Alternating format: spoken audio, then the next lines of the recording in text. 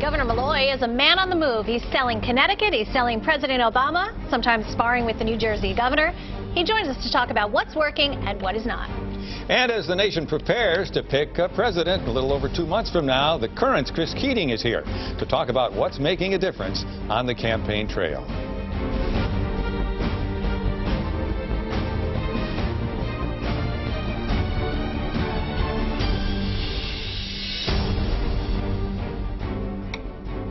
Hi, welcome to The Real Story. I'm Laurie Perez. And I'm Al Tersey. You know, love him or hate him, there doesn't seem to be much of a middle ground when it comes to how Connecticut residents feel about Governor Dannel Malloy. His policies, his personality are getting him lots of national attention, too. And we're happy to have the governor here with us today so we can get the real story, Laurie. Thanks, Governor, for being here. You know, let's talk about that, about the love and hate relationship that you have. I mean, does it, you know, a recent poll just came out that said that you are among the most unpopular governors in the country. I mean, does that matter to you? Does it bother you? Well, actually, the poll was basically a 50-50 situation if you take out the undecideds. But, you know, listen, I made a commitment that I was going to manage for the long run. And I also inherited a state that was left in really terrible shape. I mean, I didn't cause a $3.6 billion deficit. I got hired to straighten it out. And there's no easy way to straighten out a $3.6 billion deficit. But what we did do is turn that around in a single 18-month period to the point that we're actually going to put money in the rainy day fund. We're actually going to have a surplus. And so if people could just to concentrate on where we were and how bad things were and how much better they are today. Listen, we've created 23,500 private sector jobs since I became governor of the state of Connecticut. We've passed a comprehensive educational reform package. We're investing in our infrastructure. We're straightening out our pensions. None of that comes without a lot of hard work. And in the hard work, sometimes there are misunderstandings.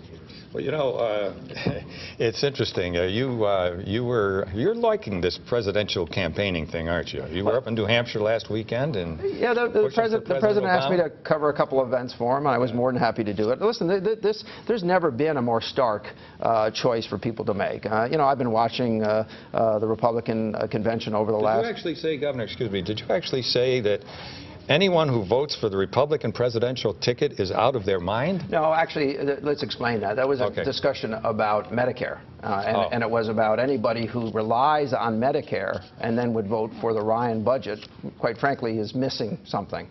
This is a budget that he proposed that takes Medicare and turns it into a voucher system. And by the way, the voucher doesn't cover the cost of insurance. So the average voucher would be $6,000. The average cost for insurance would be $12,000. So senior citizens in the United States would be out $6,000, putting many of them into poverty because so many of our citizens rely on Social Security and a small pension. You take $6 million out of $6,000, excuse me, out of senior citizens' pockets, you're putting them into poverty.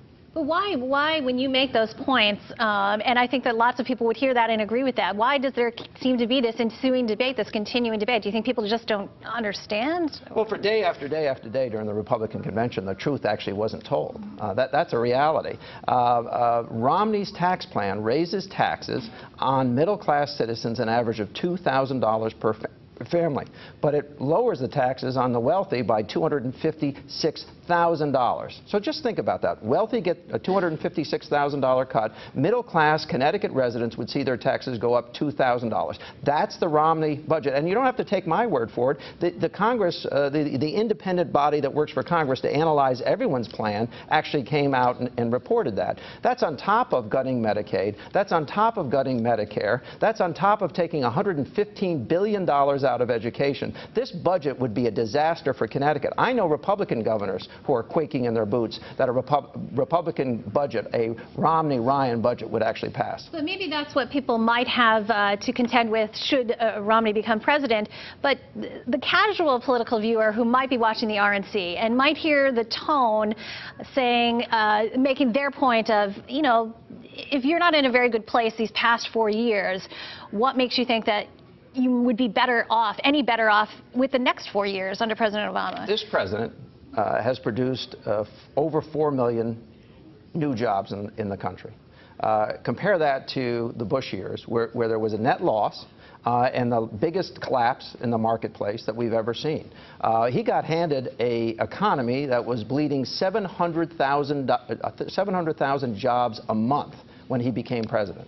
And now we've had 36 months of job growth. Is it slow growth? It absolutely is. But the damage was not done by Barack Obama. The damage was done under the Bush administration, and quite frankly, their free spending ways. After all, they led us into 2 wars, but they said we didn't have to pay for them. These are the same people who are then complaining that in a time of great economic travail that we would pass a stimulus package. So stimulus for other people's countries, that's okay. But stimulus for our country isn't. It doesn't make any sense. And when you examine that, it becomes quite evident. That's why I'm looking forward to the debates. I'm obviously looking forward to the Democratic convention as well, where, quite frankly, a very different story about America and its future will be told. You know, the Democratic Party's not worried about how the wealthiest citizens will do. They're worried about how communities will do, how cities and states and our middle class. Republicans believe that if the wealthy do better, everyone does better. We believe that if the middle class starts to do better, everyone will do better. And now this is the important part. Under Democrats, Democratic presidents, the economy is expanded to a greater extent than under Republicans, and the middle class is expanded to a greater extent than under Republicans. So people in Connecticut, people across the country have a decision to make. Do you really want to go back to George Bush's way? Do you really think that offshoring jobs is a good idea? If you do, then you should vote for Mr. Romney. If you don't, then you should vote for the Obama administration's re-election. Now, you referenced New Hampshire. Somebody asked me, and I was talking at that time in my discussion, about this assault on women's rights. Women should have the right to make a decision about their bodies. That was decided based on a leading case coming from Connecticut 50 years ago. But the Republican Party has a plank that would deny women who are raped access to birth control or abortions, should they decide that that's how they want to terminate such a pregnancy. That's the Republican plank. So someone said, well, give me 3 reasons I should tell people to vote for Barack Obama. Well, I said, your sister, your mother, and your daughter. Now, the mother, because it's Medicaid. But the sister and the daughter, it's because there is a party in this nation that's trying to take away your rights, those hard-won rights. Well, in this campaign, I think you'll agree, Governor, that the big issue is the social issues aside, not that they're unimportant, but aside, economy and jobs. And in Connecticut, you just had this report from the University of Connecticut, the Center for Economic Analysis, that shows how poorly we have done in the recovery compared to the rest of the nation. So how do you feel we can accelerate this recovery and get back on track with the rest of the country? Well, you know, that report's been wrong 2 years in a row. Last year, they told us not to expect job growth. We've seen pretty robust job growth in Connecticut in the past year.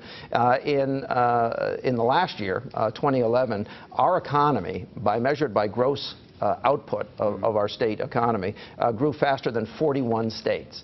We've grown jobs faster on a per capita basis than all but 1 New England state. So, you know, things are coming back, but they're coming back more slowly. Now, listen, I'm standing here talking about how many jobs we've created. But if you don't have one of those jobs, if you're still looking, or if you're one of those people that this improved job market has enticed to come back and start to look for jobs, then that's not good enough. And I certainly understand it. But Connecticut is producing jobs. The people of our state are some of the hardest working folks that you can find anywhere. You know, if it's precision manufacturing, it's Connecticut. If it's insurance, it's Connecticut. Increasingly, if it's bioscience, it's Connecticut.